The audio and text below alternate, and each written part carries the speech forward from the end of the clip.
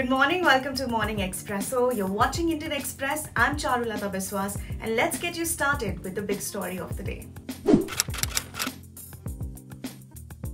As the Congress leadership continues to pour its energies into dousing one fire to the next in Punjab, it has launched an exercise to placate Navjot Singh Sidhu to withdraw his resignation as PPCC chief. But he appears to be in no mood to relent. He even tweeted a video to say that he will not compromise on his ethics, even if it meant sacrificing posts. However, a number of leaders are of the opinion that the party should not bend now and let him resign. The big question is Captain Amrinder Singh joining the BJP, even though his team did their best to nip speculation about his Delhi visit by calling it a personal visit? His almost hour-long meeting with Union Minister Amit Shah did not help in putting it to bed. For now, although he has publicly criticized the Congress, Singh remains with the party. Here are the stories you'll find only in Indian Express.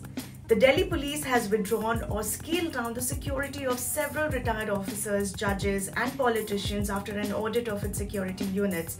The audit found that many of the security personnel had been first attached to the officers or judges concerned while they were serving but continued to have them after retirement or transfer.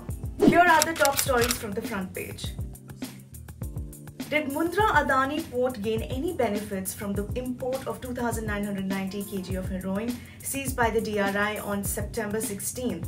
A special court ordered a probe to answer this question. The judge said the heroin seizure by the DRI has raised many issues that should be investigated, including why the consignment landed in Gujarat when the trading company in whose name the two containers were registered is based out of Andhra Pradesh, that is surrounded by other ports. The midday meal scheme will now be known as PM Poshan, with the centre initiating a major political push pivoted around child nutrition and announcing that around 24 lakh students receiving pre-primary education at government and government-aided schools will also be brought under the ambit of the scheme from next year onwards. Here are the must-reads.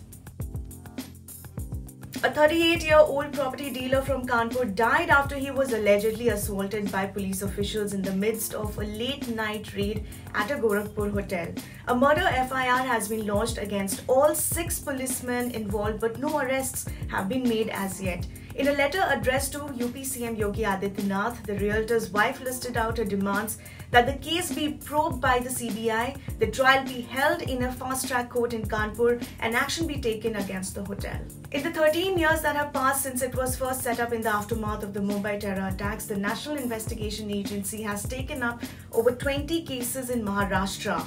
In many of them, including the Malegaon 2008 blast case, the trials being conducted in special courts are far from completion. We take a look at some of the key cases being probed by the NIA in the state and how they have fared. Read about this in IndianExpress.com. Since it came to power in May this year, the DMK government in Tamil Nadu has retrieved encroached temple land worth Rs 1,000 crore in the past 4 months, with plans to retrieve more such land in the future following through on one of its main poll promises. The latest retrieval was a land belonging to Kanchipuram Ekambareswara temple spread over 49 grounds on Chennai's Punamalli High Road. Over a month after the Taliban takeover of Kabul, the Afghanistan Civil Aviation Authority has written to the DGCA seeking resumption of flights operated by Comair and Ariana Afghan Airline to and from Delhi. The Afghanistan airspace was declared uncontrolled and was effectively closed for civilian flights on August 16th after the Taliban returned to power. Meanwhile, DGCA Chief Arun Kumar said the Ministry of Civil Aviation will take a call on the matter as this was a policy issue. When 20-year-old Sherin Abdul Ghaffur took up long jump, she didn't do it with the intention of making it big in the sport. Instead, she took it up with hopes that it would better her chances of getting into a medical college.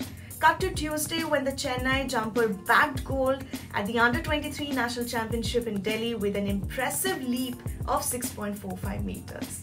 In today's Delhi Confidential, we talk about how for the second time in less than 10 days, CJI NV Ramana called on President Ramnath Kovind at Rashtrapati Bhavan this week, leading to whispers within legal circles. This comes at a time when the government is yet to act on the collegium's record number of recommendations for appointment of judges to the High Courts. And finally, in today's episode of the Three Things podcast, we take a look at the crisis brewing in Punjab, a report that claims Instagram negatively impacts teenage girls, and why Nada peace talks have stalled once again. That's all for today. For all the news updates, you have to log on to IndianExpress.com and don't forget to subscribe. Thank you so much for watching.